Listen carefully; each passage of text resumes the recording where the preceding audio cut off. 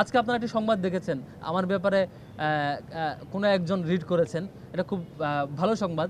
আমি দেখে ওয়েলকাম করেছি যে অন্তত এটুকু ভালো, বেশ কয়েকটি দল দীর্ঘদিন ধরে সাদিক ভাইকে নিয়ে কিংবা আমাকে নিয়ে বিভিন্ন ভিডিও এডিট করে, ছবি এডিট করে, নানা অপপ্রচার এবং প্রপাগান্ডার চাইতে অন্তত কোর্টে গিয়েছেন, এটা খুবই ভালো। আমি আপনাকে ওয়েলকাম করছি।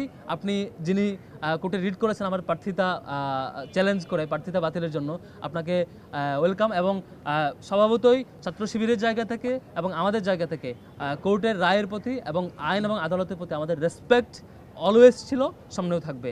সেটি কোর্টের যেহেতু বিবেচনাধীন বিষয়, কোর্ট থেকে রায় আসুক সেটির অপেক্ষায় থাকবে এবং সেটির প্রতি আমার রেসপেক্ট এবং সম্মান এবং সেটিকে ওয়েলকাম করার জায়গাটুকু আমরা মানসিকভাবে প্রস্তুত এবং অলওয়েজ প্রস্তুত ছিলাম। আর এই ধরনের রিট এবং এই ধরনের যে আয়োজনগুলো করেছে, এটা সবচেয়ে ভালো হতো আরও আগে করতে আর কি, 7 দিন আগে করে, ইলেকশনের আগ মুহূর্তে করে। কেন যেন আমি জানি না কেন করেছে, আরও আগেও করতে পারতেন।